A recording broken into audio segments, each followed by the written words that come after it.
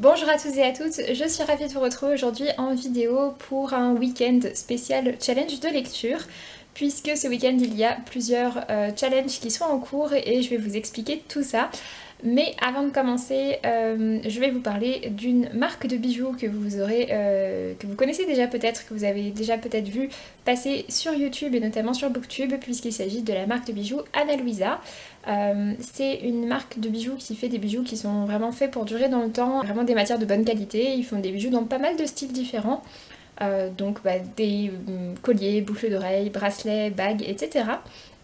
Et donc ils m'ont contacté, j'étais super contente qu'ils me contactent parce que j'avais déjà repéré leurs bijoux quand des collègues booktubeurs en avaient parlé et clairement leurs bijoux me faisaient vraiment envie. J'avais hésité plusieurs fois à passer commande sur leur site, donc quand ils m'ont proposé de recevoir des bijoux pour en parler, vous vous doutez bien que j'ai accepté.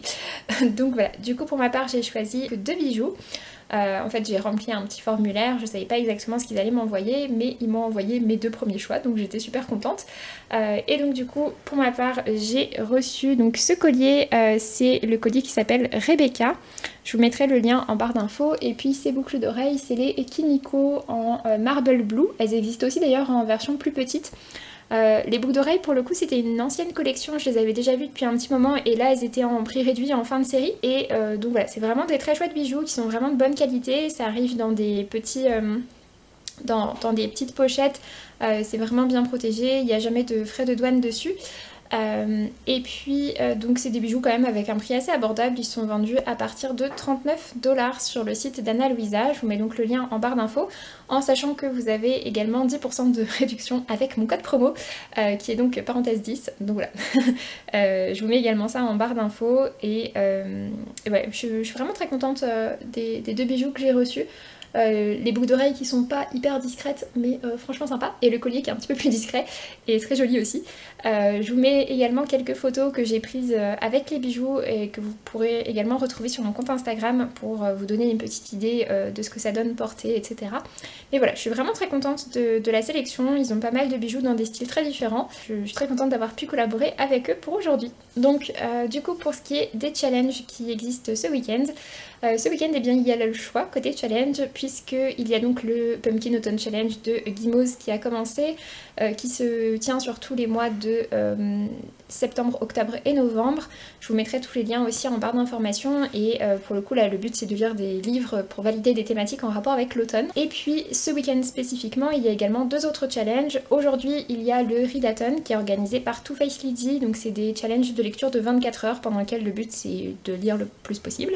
C'est un challenge que j'aime plutôt bien et qui tombe à chaque fois le premier samedi après le changement de saison. Et puis ce week-end il y a également le week-end à 1000. Pour le coup les week-ends à 1000 il y en a plus régulièrement, je vous en ai filmé d'ailleurs pas mal cet été et mon dernier vlog de week-end à 1000 est en train de charger sur la chaîne, celui du 15 août à peu près. Je me suis pas spécialement fait de pile à lire, en ce moment je lis pas forcément énormément, mais j'aimerais bien essayer voilà, de pas mal lire. On a également une très chouette visite qui est prévue demain et si vous êtes amateur de Fort Boyard, je pense que cette visite va vous intéresser puisque on ne va pas visiter Fort Boyard mais clairement il y a un petit air de famille. Côté lecture, en ce moment je suis en train de lire Les Maîtres Enlumineurs par Robert Jackson Bennett. Ça fait un petit peu plus d'une semaine que je suis dessus, j'aime vraiment bien mais j'ai juste pas franchement le temps de lire et puis un peu de mal à m'y mettre complètement. Je me le suis également procuré en version numérique et du coup c'est plutôt pratique parce que j'avance pas mal en fait sur ma liseuse. Au début du challenge, au début du week-end j'en étais donc à 336 pages de lu en sachant qu'il fait 630 pages. J'en suis maintenant du coup à la page 493. Donc j'ai déjà lu quasiment 160 pages entre hier soir et ce matin. Ce matin on voulait aller faire un tour au marché, en fait il y avait quasiment rien. Mais du coup on a fait aussi un tour dans le port avec l'écluse, etc. Et c'était vraiment très chouette puisque oui du coup je suis en Bretagne en ce moment.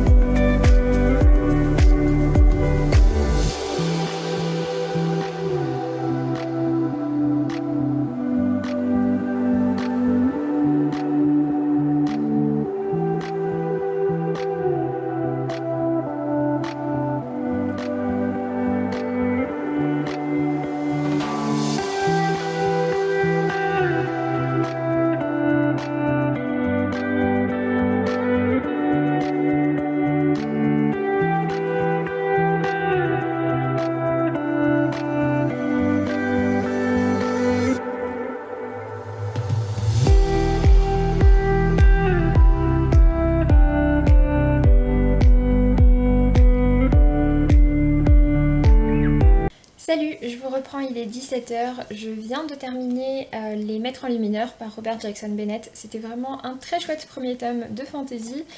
C'est une trilogie, elle est terminée en anglais et le deuxième tome va sortir en français le 29 septembre. Et je lirai la suite avec grand plaisir parce que c'était vraiment très chouette. Le système de magie est hyper intéressant puisqu'on est dans un monde dans lequel il y a des objets en fait qui sont enluminés. Donc auquel en fait on a donné des ordres et si vous voulez ça permet de modifier certaines choses. En bref, il y a plein d'applications différentes qui sont possibles.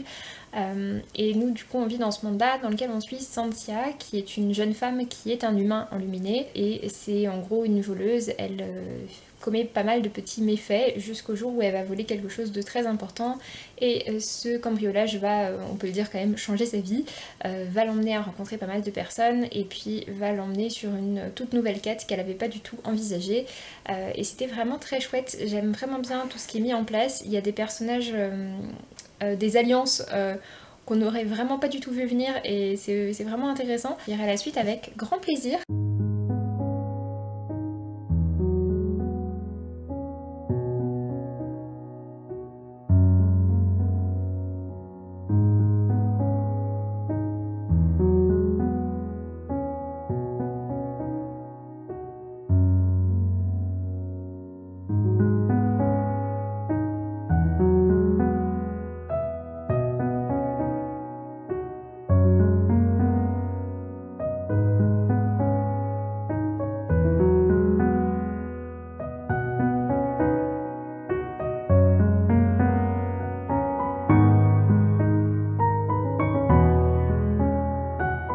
Petit update, il est 20 h et j'ai donc enchaîné avec la team collège par Delphine Pessin et c'est illustré par Mathilde Georges. C'est donc un récit pour la jeunesse qui fait à peu près 180 pages qui parle du harcèlement scolaire. Alors c'est une vision du harcèlement scolaire qui est globalement assez positive dans le sens où ça finit bien. Ça parle également pas mal du regard que l'on porte sur soi-même et notamment sur le poids. C'est assez intéressant, du coup en gros c'est un journal dans un collège et il y a un élève qui fait un peu des dessins, sauf que ça va un peu virer à la caricature et puis ça va assez vite s'emballer. Ce qui est assez intéressant c'est qu'on voit qu'en fait l'élève qui fait les caricatures, il n'a pas spécialement un profil de harceleur, on voit comment les choses vont finalement complètement le dépasser et ça je trouve ça plutôt intéressant. Donc voilà, c'était la première fois que je recevais un roman des éditions Pulp Fiction et je suis vraiment contente parce que je trouve qu'ils publient de chouettes choses. En plus j'ai vu en l'ouvrant qu'il était dédicacé, que je l'avais reçu dédicacé, j'avais pas du tout fait attention. Donc voilà, c'était vraiment sympa de la part des éditions Pulp Fiction. Donc entre ça et la deuxième partie, puisqu'en gros il me restait la moitié des Maîtres Enlumineurs, j'en suis à 484 pages, donc c'est plutôt pas mal. Pour la suite, je pense du coup que je vais lire Princesse par Kay O'Neill. C'est sa première bande dessinée et cette bande dessinée a inspiré une thématique du Pumpkin Autumn Challenge qui s'appelle tout simplement Princesse. Kay O'Neill parle également souvent de handicap, de différence, de représentation de manière générale, d'environnement aussi pas mal dans ses bandes dessinées. Pour ma part, j'aime vraiment beaucoup le Cercle du Dragonté. J'ai un petit peu moins apprécié le Festival du Dragonté et la Belle de l'Aquicorne, même si ça reste vraiment un plaisir pour les yeux à chaque fois. J'aime un petit peu moins le style parce qu'il y a plus de traits noirs autour des dessins.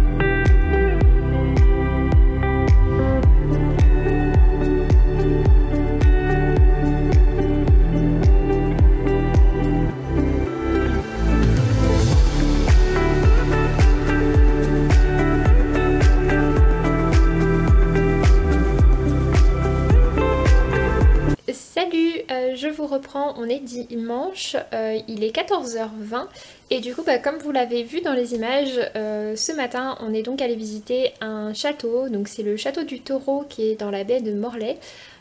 Qui est donc pas très loin de là où on est en ce moment et c'était vraiment une super chouette visite, on a beaucoup aimé. C'est un château qui a un petit air de Fort Boyard mais qui est plus ancien, qui a été construit quand même 150 ans avant et c'était vraiment super chouette. Donc pour y aller il faut utiliser le bateau, la navette et puis ensuite faire la visite. On a vraiment beaucoup aimé, on avait pris exprès cet horaire de visite pour pouvoir faire en fait le pique-nique sur place. Et c'était vraiment super chouette, en plus on a eu beaucoup de chance avec la météo parce que maintenant il fait tout gris, mais quand on y était il faisait beau. Et puis sinon pour faire un petit update sur les lectures, et bien en fait hier soir j'ai dépassé les 1000 pages. Voilà. Du coup hier soir j'ai lu Princesse et puis ensuite ce livre-ci, donc Le Murmure des Chevaux par Charlotte Bousquet. Du coup, pour commencer, donc Princesse, la bande dessinée de Kay O'Neill, c'était très sympa, ça revisite un peu tous les codes classiques du prince sauveur sur son cheval, etc. Mais c'était vraiment très chouette, c'était vraiment mignon. Après c'était très rapide à lire, enfin je l'ai lu en moins de 10 minutes. Et puis ensuite j'ai donc lu Le Murmure des Chevaux par Charlotte Bousquet qui m'intéressait bien parce que ça parle de la relation des humains avec les chevaux et de l'exploitation et de toutes ces choses qu'on peut dire en centre équestre. Dans l'enseignement équestre classique on va dire, et qui vont complètement à l'encontre du bien-être animal. Et qui vont complètement à l'encontre des émotions de l'animal de manière générale. Donc voilà, c'était plutôt intéressant, même s'il y a un petit aspect fantastique auquel j'ai un peu moins accroché. Et je suis quasiment sûre, faut que je demande à Charlotte Bousquet, que le roman auquel fait souvent référence le héros quand il dit qu'il lit de la fantaisie, je suis quasiment sûre que c'est les romans de Mercedes Laquet, donc avec le cycle des héros de Valdemar dont je vous ai parlé plusieurs fois. Hier soir, j'étais assez fatiguée et juste avant de dormir, donc quand on a lu un peu tous les deux avec Adrien, j'ai décidé de lire Homebody par Rupi Kaur. Je suis pas du tout une adepte de poésie, j'en lis vraiment quasiment jamais, mais j'aime tellement le travail de Rupi Kaur, c'est des écrits qui me touchent beaucoup.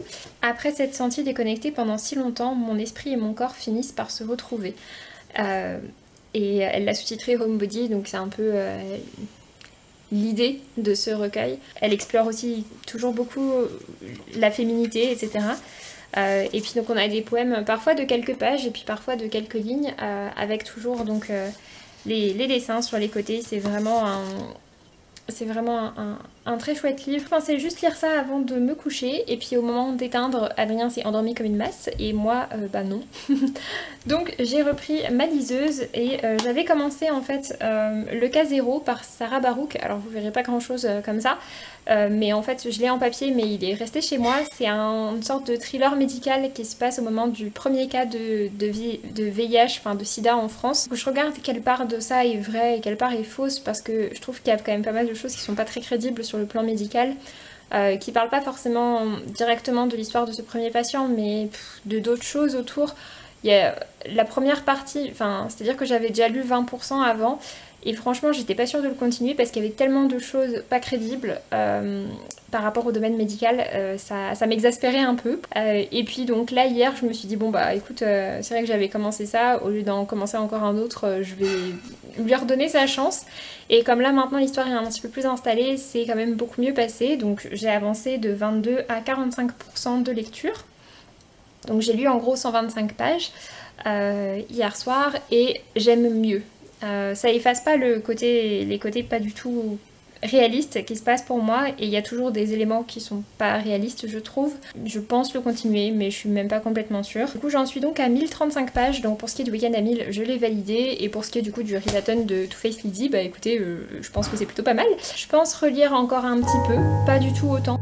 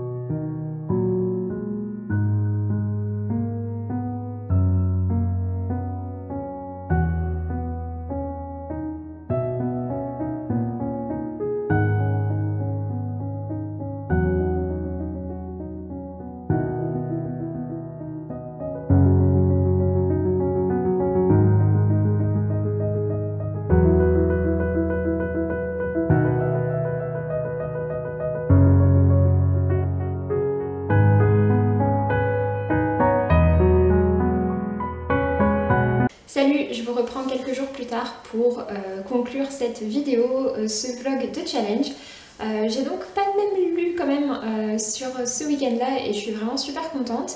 Tout d'abord, j'ai donc terminé Les Maîtres Enlumineurs par Robert Jackson Bennett. Je vous en ai déjà pas mal parlé, c'est un premier tome de fantasy et j'ai vraiment bien apprécié. Ensuite, j'ai enchaîné avec un récit, donc La Teen College, qui est donc un roman pour la jeunesse. Celui-ci parle donc de harcèlement scolaire notamment. Pareil, c'était plutôt bien fait, vraiment à destiner à un jeune public. Samedi, j'ai enchaîné ensuite sur un deuxième roman jeunesse, on va dire, destiné à une tranche d'âge un tout petit peu plus âgée, avec Le Murmure des Chevaux par Charlotte Bousquet pour questionner un petit peu tout ce qui est le rapport de l'humain avec l'animal, avec un petit côté fantastique qui m'a peut-être un petit peu moins plu. J'ai également lu donc Princesse par Kay O'Neill, une bande dessinée qui remet à plat un petit peu tous les clichés autour de la princesse, de son sauveur, etc. Et c'était plutôt sympa aussi, même si c'est pas du tout ma préférée de Kay O'Neill et qu'elle reste moins mémorable que Le Cercle du Dragonté qui est vraiment mon chouchou. J'ai donc lu le recueil de poèmes Homebody par Rupi Kaur. C'est une poétesse d'origine indienne dont j'aime vraiment beaucoup le travail. Elle fait des textes qui sont très courts et assez simples mais qui vraiment me touchent à chaque fois. J'ai beaucoup aimé ces trois recueils. Donc ensuite, samedi soir, avant de dormir, j'ai donc repris Ma liseuse pour lire la suite du roman Le Cas Zéro par Sarah Barouk. Tout ça compris, samedi, j'en étais déjà à 1035 pages, en comptant les quelques pages que j'ai lues vendredi soir. Mais voilà, en gros, j'ai lu quasiment 1000 pages sur le samedi, donc j'étais vraiment très contente. Ensuite, dimanche matin, on est allé faire la visite qui m'a vraiment beaucoup plu, qui nous a vraiment beaucoup plu à tous les deux. Et puis, donc, du coup, dimanche, dans la journée, je voulais encore lire un petit peu. Dimanche, j'ai donc continué, donc toujours Le Cas Zéro par Sarah Barouk. J'en ai relu encore à peu près 80 pages. Et puis, j'ai commencé Anne de Green Gables par Lucy Maud Montgomery. C'est aux éditions Monsieur Toussaint, l'ouverture dans cette très chouette édition en hardback. Alors c'est encore ma lecture en cours au moment où je vous filme la vidéo, mais du coup j'en ai lu à peu près 100 pages, je crois 101 pages exactement dimanche.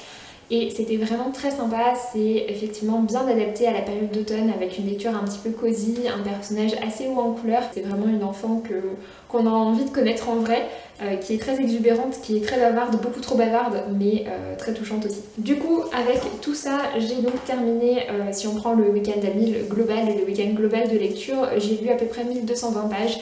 Donc voilà, c'était vraiment une chouette session de lecture et je suis très contente. Donc j'espère du coup que ce vlog vous aura plu. Je vous remets donc en barre d'informations toutes les informations par rapport à Anna Luisa. Je vous rappelle donc mon code promo qui est parenthèse 10 pour avoir moins 10% en plus. Et puis donc voilà, n'hésitez pas à aller regarder tout ça parce qu'il y a vraiment de très chouettes bijoux et je suis super contente d'avoir pu collaborer avec eux pour la première fois aujourd'hui. Sur ce, du coup, je vous laisse. Je vous dis à très bientôt pour une prochaine vidéo. Puis d'ici là, portez-vous bien et faites de belles lectures. Salut!